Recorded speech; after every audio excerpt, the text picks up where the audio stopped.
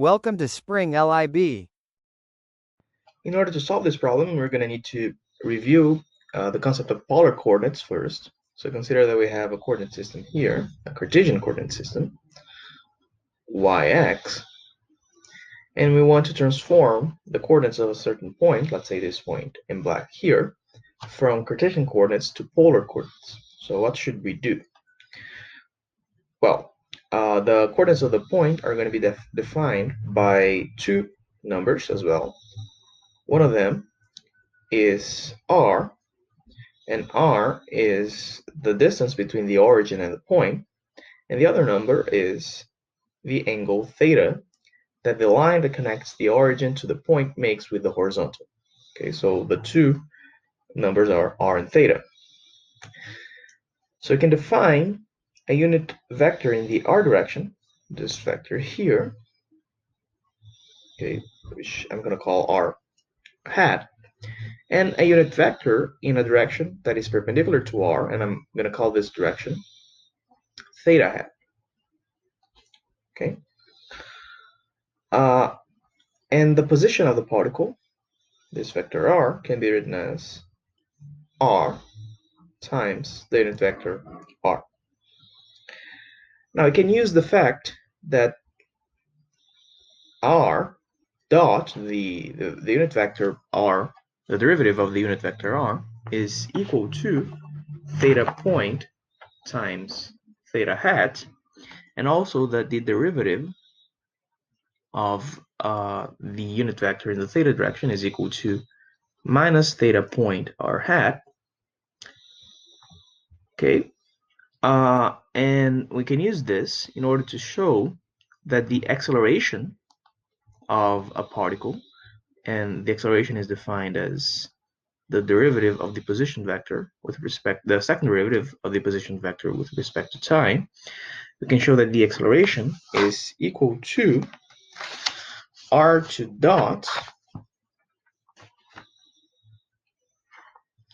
minus r theta dot squared in the r direction plus r theta 2 dots, I'm sorry, plus 2r dot theta dot in the theta direction.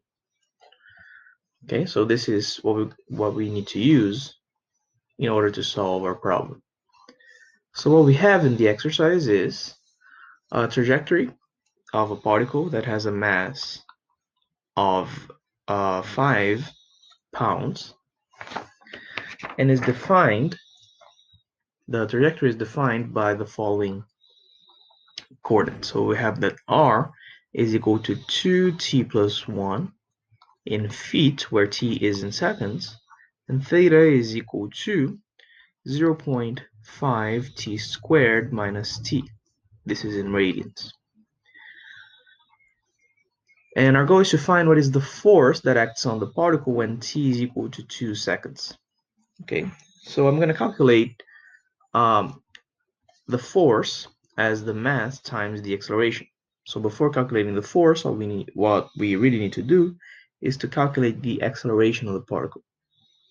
Now notice that in order to calculate the acceleration, as I said up here, we need r2 dots, r dot, theta dot, and theta 2 dots.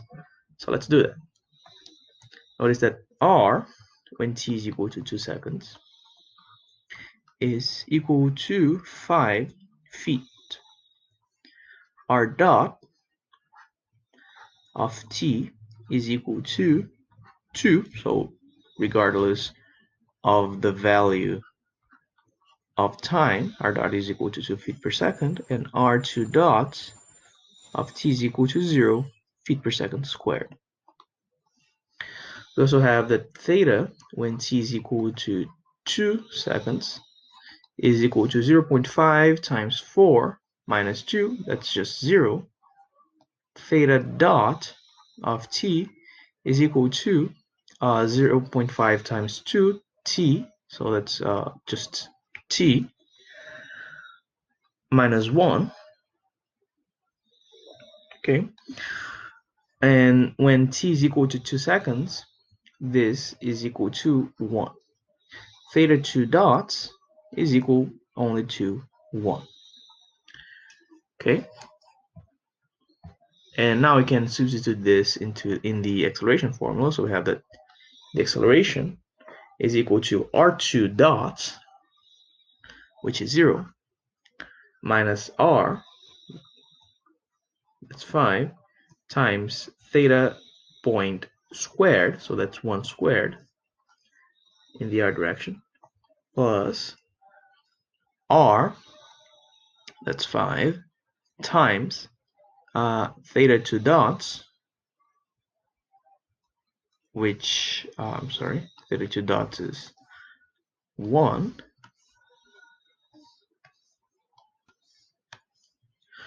plus 2 times r point, that's 2, times theta point, which is 1.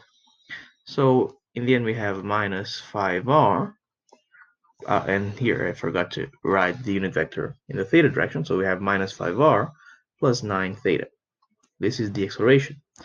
So notice that the magnitude of the acceleration is the square root of 5 squared plus 9 squared, so that's the square root of 106 in meters per second squared. So now we can find the force. I'm sorry, this is not in meters per second squared. Sorry for the mistake. This is actually in feet per second squared, because r is in feet.